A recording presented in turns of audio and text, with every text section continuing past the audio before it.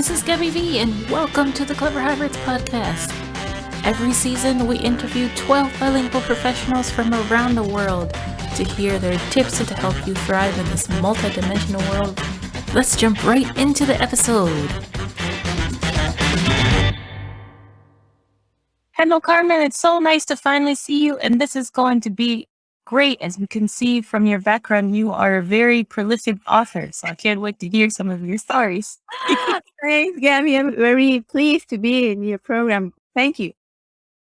Yeah, I'm excited. This is something that I feel like people should talk more about than pre-Columbian cultures. So it's going to be very interesting. Now, Carmen, I wanted to ask you first of all, you've done a lot of research. How has being bilingual helped you with your research and other things you've done? I studied in a bilingual school, and I didn't only learn English, but I also learned to teach English at school. So that helped me a lot because when I started studying to be an accountant at the Pacific University, my father retired from his job. 33 years of working in a very important bank here in Lima. He didn't have the money to pay the fees. With what I learned from school, I started teaching English. I studied some other procedures also. And I started paying my fees with the classes I gave to adults and to children. For me, it was very important. My first stories were in English because my aunts taught in my school in English.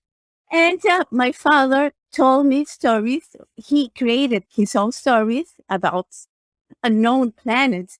And at that time, we were eager to wait for what was Dad going to tell us this night, no? English, for me, it's a very important issue. I love languages.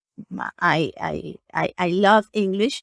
And it helped me also in my investigations because most scholars, they write in English. So to investigate, you should at least use English as well as French and also German. No, I am half in the way to finish my French, and I just started my first class in German. Language is a very important media to communicate to other people. I am also studying Quechua, which is one of our 48 languages, live languages right now in Peru. We Peruvians are very rich in culture and very rich also in diversity. Language is very important to communicate to other people and to know about other people, that we are all different, but we are human. We are human beings and we live in only one home. It's our planet Earth. So we must keep it, love it, and preserve it. That's amazing. So your dad was a storyteller too. That's very beautiful. He was an artist. So when I was little, classical music was heard in my house, and books about art, I could read. Not only read words, but read the images, no? And that's also very important to read not only words, but images, because from our cultures, we read them from their images in the pottery, in the textile, in the architecture. So there are lots of ways of reading, not only words, but also reading the nature, no? For instance, I am raising my quinoa plant, and this yellow leaf tells me that it is time to be cropped. This is another grain that is called the kiwicha. It's one of the seeds that I talk about in one of my books. We have to read everything. We have to learn to read nature, because nature is so wise that, you know what, the pandemic is still in the world because we have not learned the lesson yet. I sure hope we learn the lesson soon. As you said, the world is becoming more urban, and you look at plants. What type of plant is it? I don't know. And we use a lot of different resources without thinking about the consequences. So hopefully we'll learn our lesson soon. Exactly. Yes. Mm-hmm. Now, you talked about pot before. Yeah. Which tribe is that pot from? This is from the Mochi culture in the northern part of Peru. It was This is Peru, and this is the north part of Peru. Now it's called Trujillo and Chiclayo, those places. And here you see the pottery. They are called the pottery with the face of a man. And this is the Mochi culture that developed in the northern part of Peru, but in the coast. So the materials were different from the ones that there were in Cusco. So people learn to use the materials they can have handy, no? So this talks about the lima bean men. The mochi grew this one, and that's what one of my stories talk about. This is a yabae, and this is the god of the mochi people, and this is the pottery with the lima bean men. We call them bayar. And this is the story. This is the result of 8 years of investigation. You have the pictures of drawings that you can find in the pottery. Every single drawing, you can find it in the pottery that is in the museums. And when I tell the story, the children look at this image. And with the other part of the book, I am telling the story, or the people that have my book, they can tell the story in Spanish and English. No, in each page, I have this one character that connects with children. And in this case, the character, this a small fish, he's saying, I think you cannot find a real pottery in this image. So the children start looking at it, and then, yes, I see. Yes, here it is. This is the real one. This is not a drawing. This is a real one. And that now what? Because the child is excited and he wants to know more. She wants to know more. So in this part, it's a link to the museum catalog. So the parents, they can enter to the website of this museum and watch this pottery in the front, in the back, and the two sides, and some information about it. So this is how I transmit what I have investigated through the stories. And the kids, they love it. Their parents also, because it's a new way to learn history. In some cases, you see, oh, what a disaster. The plants are in disorder. It's not disorder. It's just because that plants are associated plants. One plant helps the other, so they have to grow together. This is not disorder. This is life. This is life. And it prevents from plagues. So insects, instead of coming and eating the leaf, they will come and take some juice from the flowers because they are yellow and they attract the insects. So in one image, you can have 1 month of classes, of lessons of ecology and how to raise a plant and what are the difference between plants. That's what the first of my books, the Ayapaec and the Payar men, because Payar is lima bean in Spanish. So I translate that book. So it was my first book in Spanish, and I myself translated to English. I got a friend that corrected me, but it was my own translation. No? In the case of Tika that we were talking about before, my friend, she made the translation and I made the correction. And this is a very nice story also. Look, here, she is Tika. It's like a little brick, okay? But the difference is this is adobe. It's not a brick, it's an adobe.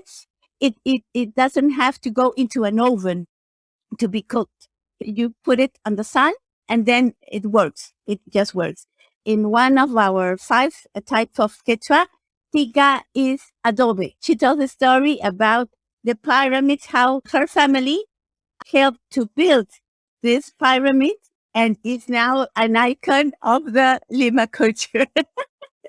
Some professors tell me that my books are like veiled history lessons because children doesn't know that they are learning a lot. Every word here has been reviewed by scholars that were part of my assessors. They assessed me to bring into life this book.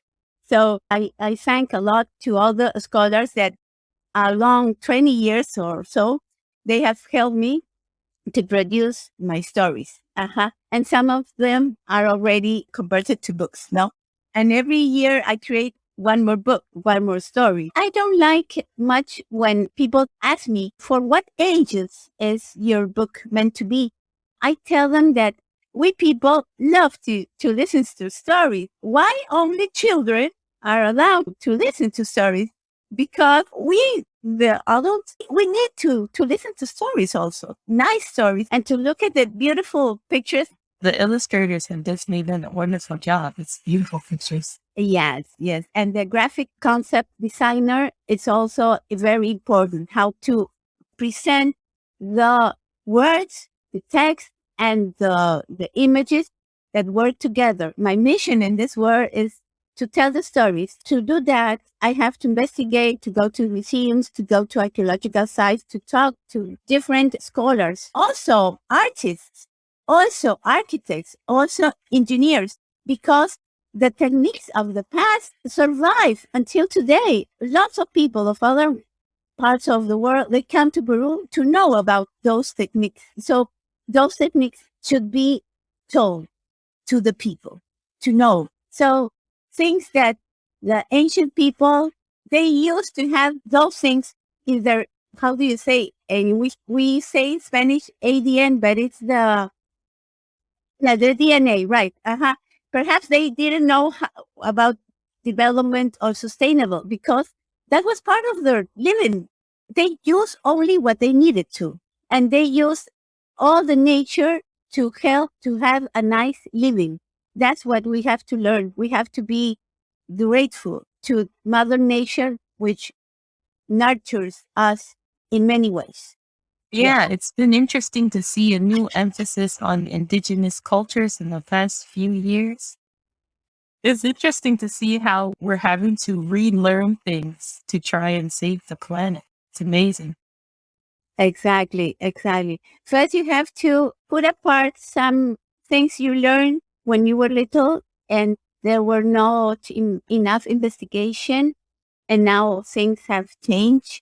And now in the northern part of Peru, in a place called Cajamarca, it's here, one archaeologist has found a temple. The temple is underground. The top part of the temple is like spiral, and the twin temple has been found in Ecuador, not so far from that place. And in Ecuador, the aging of that place is about 5,000 years from today. The cacao plant that makes the chocolate, the cacao was said to be born in Mexico, but in Mexico, it only has about 3,000 years old. The most ancient plant there in our place, there have been found some seeds of cacao. The ancientness of those seeds is about 5,000 years. And as long as governments invest more in exploration and investigation and less in things that makes us fight between us, the knowledge would be discovered and shared with the rest of the people, no? Because we have to be united. We are human beings and we are brothers and sisters living in one planet that is called the Earth. And we have to remember that before anything, before what I have studied, where do I work? No, before anything, we are human beings.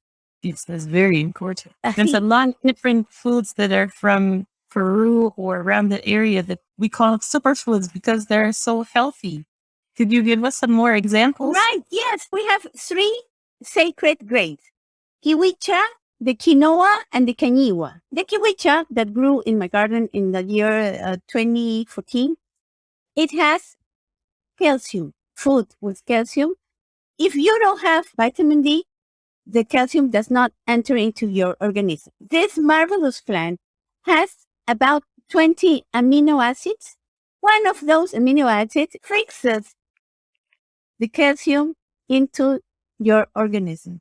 The astronauts, when they used to travel to the space, one of the foods they ate during their traveling was kiwicha. But you don't know this grain with that name. You know it by amaranto because the scientific name is Amaranthus caudatus. That is the one that grew in my garden.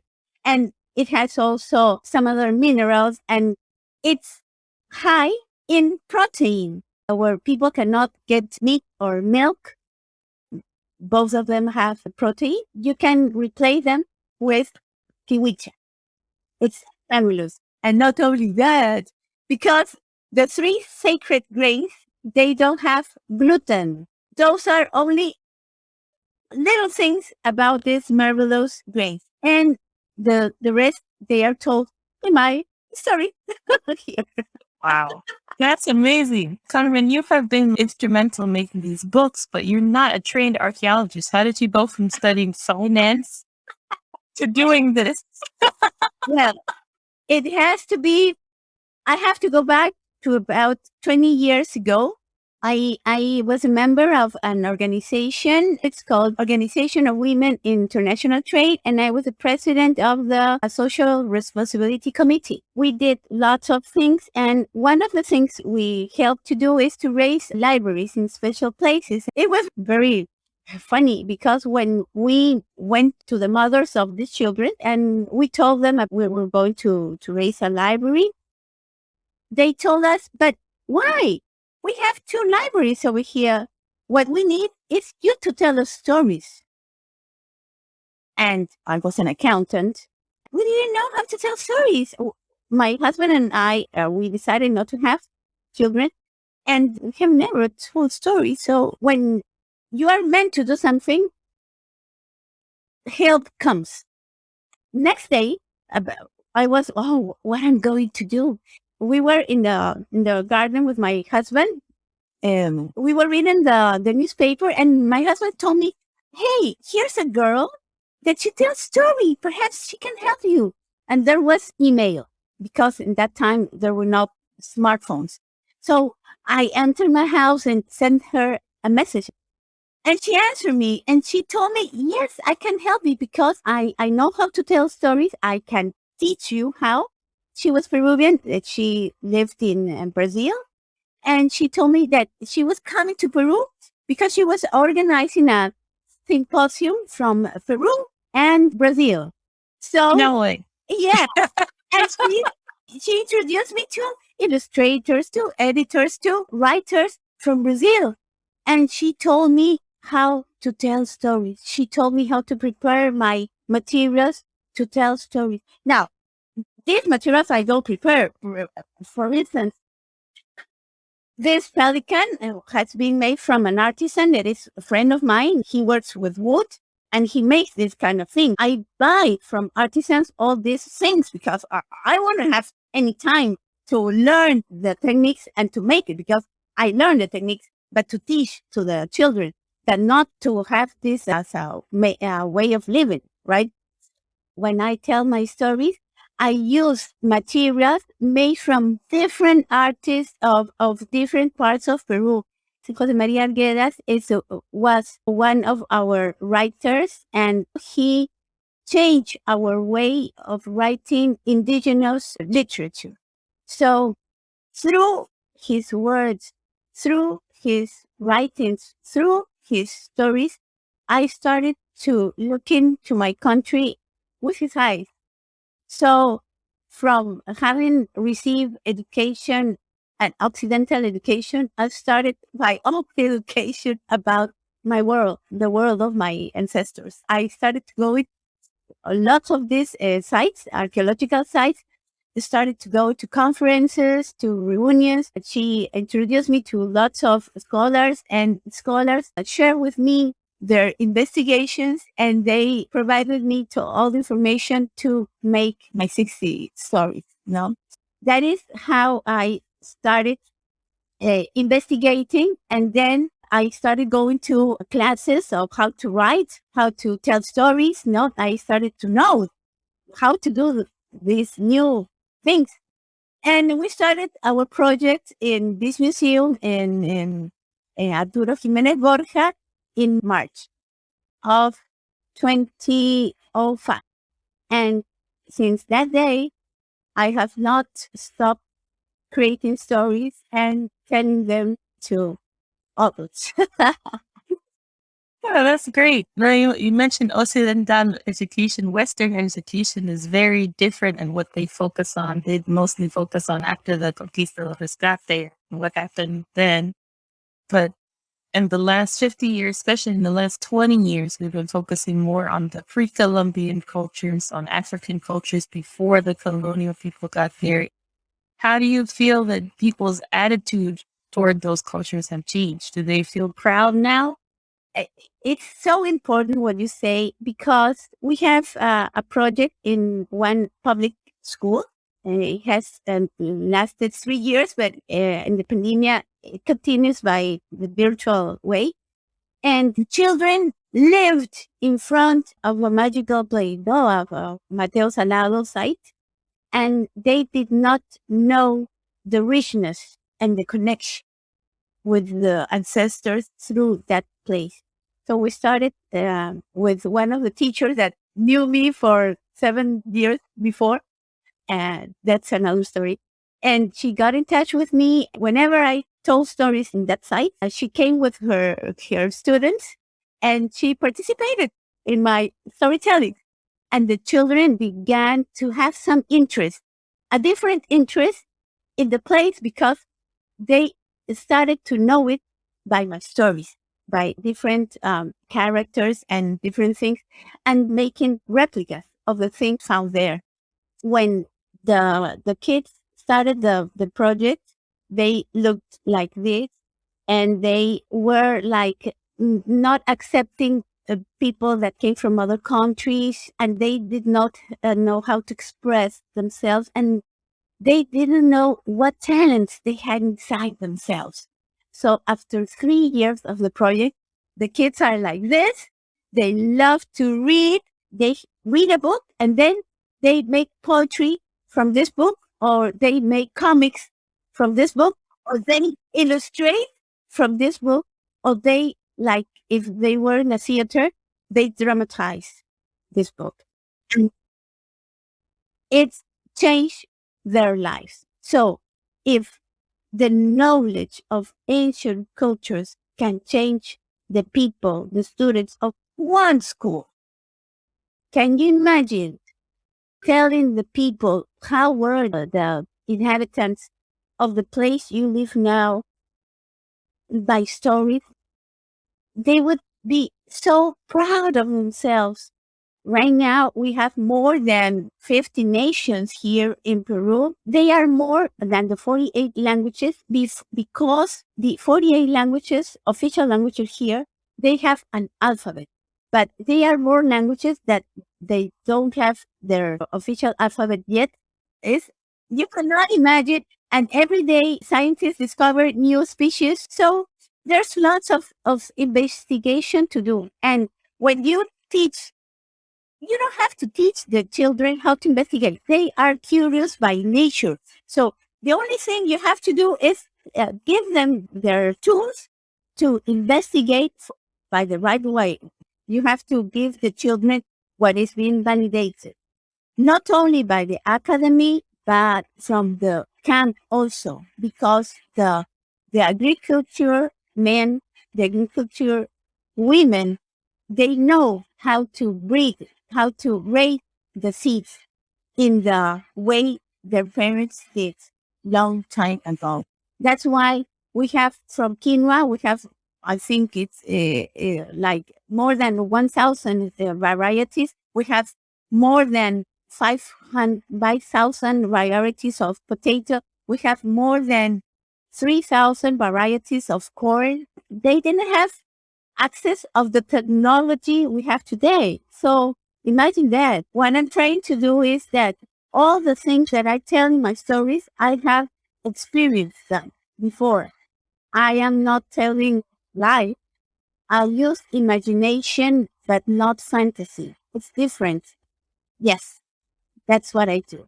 And that's how I became the storyteller that I am today.